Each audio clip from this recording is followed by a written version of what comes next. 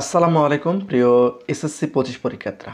তো তোমরা যারা বোর্ড সায়েন্স করছো, তো বোর্ড সায়েন্সের খাতাগুলো অলরেডি শিক্ষা বোর্ড থেকে জমা নিতে শুরু করছে। এখানে যদি তোমরা একটু লক্ষ্য করো, এখানে কিন্তু কালকে ঢাকা শিক্ষা বোর্ড থেকে এই নোটিশটা প্রকাশ করছে। তো সকল বোর্ডের কিন্তু সেম একই নোটিশ প্রকাশ করবে। ভিডিওটি তোমাদের জন্য খুবই গুরুত্বপূর্ণ, তোমরা অবশ্যই সম্পূর্ণ ভিডিওটি মনোযোগ সহকারে দেখবে।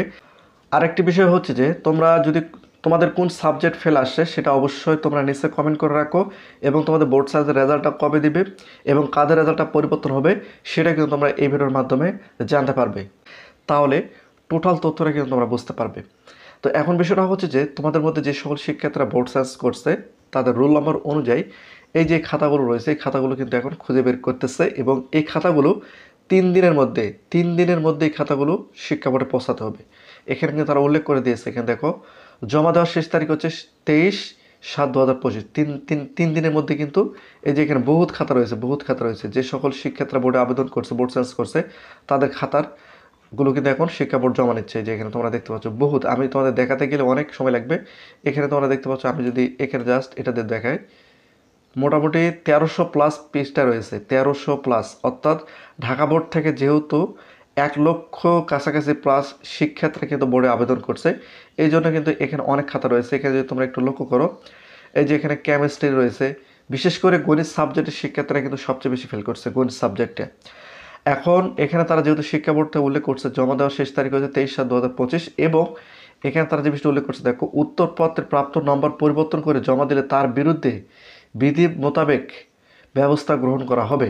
অর্থাৎ এই যে খাতাগুলো তোমরা এখানে দেখতে পাচ্ছ, এই খাতাগুলো যে শিক্ষক দেখছে এবং যে নম্বরটা শিক্ষা বোর্ডে জমা দিয়ে তোমাদের রেজাল্টটা আসছে, ওই নম্বরটা কোনোভাবে আর সে পরিবর্তন করতে পারবে না। এই খাতাগুলো যখন শিক্ষা বোর্ডের কাছে জমা হবে 3 দিনের মধ্যে, 3 দিন পর এই খাতাগুলো আবার অন্যান্য শিক্ষকের মাঝে বিতরণ করা হবে।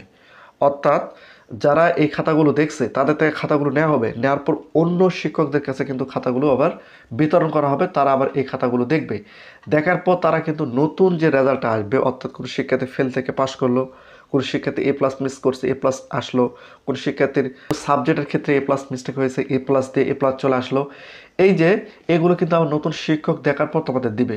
এখন মোট কথা হচ্ছে যে তোমাদের এখন অপেক্ষা করতে হবে, যেহেতু আগস্টের 2য় সপ্তাহ, মনে হয় যে 10, 11, 12, 13 এই 3 তারিখের মধ্যে তোমাদের বোর্ড সায়েন্সের রেজাল্টটা কিন্তু প্রকাশ করা হবে। তারপরে তোমাদের কলেজ ভর্তি কার্যক্রমটা শুরু হবে। তো এখন বিষয়টা হচ্ছে যে যেহেতু তোমাদের বোর্ড সায়েন্সের খাতাগুলো অলরেডি শিক্ষকরা নিতে শুরু করছে, এবং অতি দ্রুত কিন্তু তারা এই খাতাগুলো বিতরণ শুরু করবে। যেহেতু বেশি নয়, 1 লক্ষ খাতা, এটা কয়েকজন শিক্ষককে দিলে তারা দেখে ফেলবে, মোটামুটি 200 জন শিক্ষককে দিলে তারা এই খাতাগুলো দেখা কমপ্লিট করে ফেলবে, কিছুদিনের মধ্যে কমপ্লিট করে ফেলবে। তো মোট কথা হচ্ছে যে তোমাদের এখন একটাই কাজ, সেটা হচ্ছে দোয়া করা, যাতে করে তোমাদের ওই সাবজেক্টগুলো যেগুলো ফেল করেছো সেই সাবজেক্টগুলো যেন পাস হয়, এবং কোনো ভুলের কারণে যদি ফেল হয় সেক্ষেত্রে ওই ফেলটা যেন পরিবর্তন হয়, তোমাদের ওই রেজাল্টটা পাস চলে আসে। এ হচ্ছে টোটাল বিষয়টা। আর আরেকটি বিষয় হচ্ছে যে তোমাদের রেজাল্টের বিষয়টা, রেজাল্ট তোমাদের মধ্যে যে সকল শিক্ষার্থীরা নম্বর বৃদ্ধির জন্য বোর্ডে আবেদন করছো, তোমাদের রেজাল্টটা কিন্তু সবচেয়ে বেশি পরিবর্তন হবে। আর তোমরা যারা ফেল থেকে পাশের জন্য আবেদন করছো, তোমাদের রেজাল্টটা হয়তো একটু কম পরিবর্তন হতে পারে। এটা হচ্ছে আমাদের কাছে সর্বশেষ আপডেট। তো প্রতিনিয়ত শিক্ষামূলক আপডেট ভিডিও পেতে অবশ্যই চ্যানেলটিকে সাবস্ক্রাইব করে রাখো।